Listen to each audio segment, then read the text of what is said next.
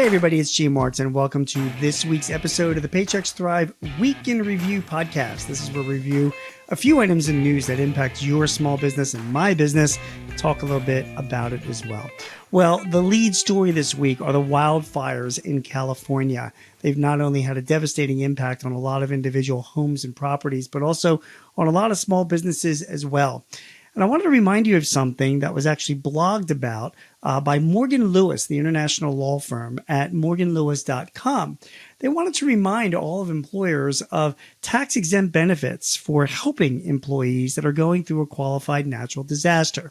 So let me read this out to you. The IRS rules allow employers to cover certain employee out-of-pocket expenses incurred as a result of a qualified disaster, as well as to establish leave banks into which employees can deposit annual leave to be paid to other employees if they have or they have family members have experienced severe hardship on account of the disaster that requires the employee to be absent from work. Additionally, employers may be able to utilize tax-exempt organizations to provide disaster relief to their employees. This is under Internal Revenue Code Section 139. And I just want to be clear about this. If you have a qualified disaster, and the wildfires in California certainly qualify as one, you as an employer can make certain payments to your employees that benefits them to reimburse them for certain reasonable expenses. Things like healthcare, course materials, food, and housing. The employee themselves do not get taxed when you make those payments to them, and you as the employer, you get a tax deduction for doing that. So just be aware if you want to make any extra additional payments to your employees to help them out, that is a non-taxable event. Also, the IRS allows employees to basically deposit their vacation time and give it to other employees. And those employees, even though they're being compensated without the vacation time, they wouldn't be taxed on that either. So I realize there's a lot of hardships, a lot of things that both employees, business owners, individuals are going through right now in Los Angeles, and our thoughts are with them. But please don't forget that there is an IRS, a tax benefit available for employers that want to help out their employees. And again, this is on morganlewis.com on their website, provides more information about that. Our next story has to do with jobs and the monthly Small Business Employment Watch, which is issued by, of course, Paychex. Well, Paychex's latest for December was released, and there's interesting information that we want to share with you. Job growth in the U.S. for small businesses with fewer than 50 employees average modest employment growth throughout 2024, according to the Paychex Small Business Employment Watch. The National Jobs Index was relatively unchanged at the end of the year and has held its pace since the summer. However, at 2.96% in December, hourly earnings growth for U.S. small business workers remained below 3% for the fifth consecutive month.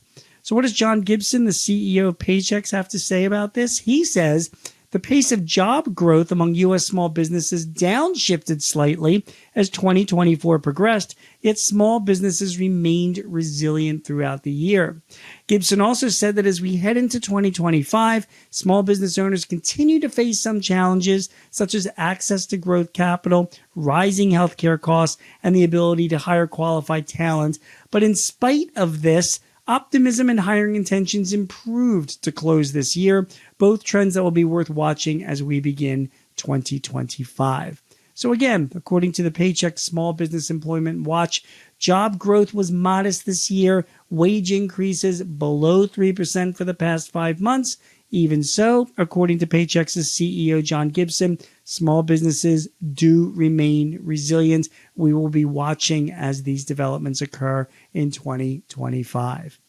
The final story that I have for you this week has to do with pay transparency. And this is an article that comes from bizjournals.com about pay transparency.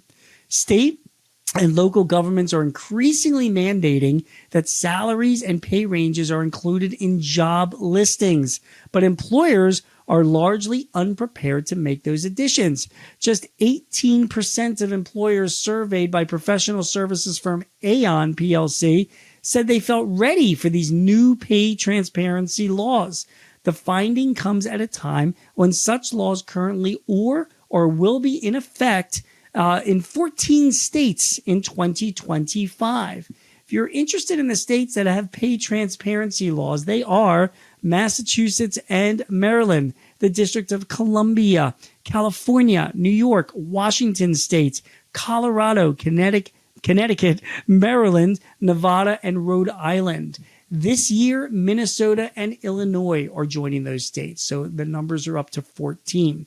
Pay transparency is very important, and whether or not your state has a law about it, you as an employer should very much be considering it. Remember, pay transparency means that when you advertise for a job, you give the range of the salary that will be involved, so you're completely transparent about the compensation. This helps avoid any discrimination issues. The pay transparency came about few years ago, mainly because of the fact that female workers have historically been paid less than their male counterparts. So pay transparency laws are trying to avoid doing that by fully disclosing what the pay ranges are for specific jobs and job titles so that there can be more equity and less discrimination. Again, even if your business is not in one of those 14 states, being transparent with the pay that you're offering in your job listings, strongly recommended that you do as a best practice. My name is Gene Marks, and you have been watching or listening to this week's episode of the Paychex Thrive Week in Review podcast. If you would like any advice or tips or help in running your business, please feel free to sign up for our newsletter at paychex.com/thrive. Thanks for joining us this week. We look forward to coming back to you next week with a few more bits of news that will help you in your business. We will see you then. Take care. This podcast is property of Paychex Incorporated 2025, all rights reserved.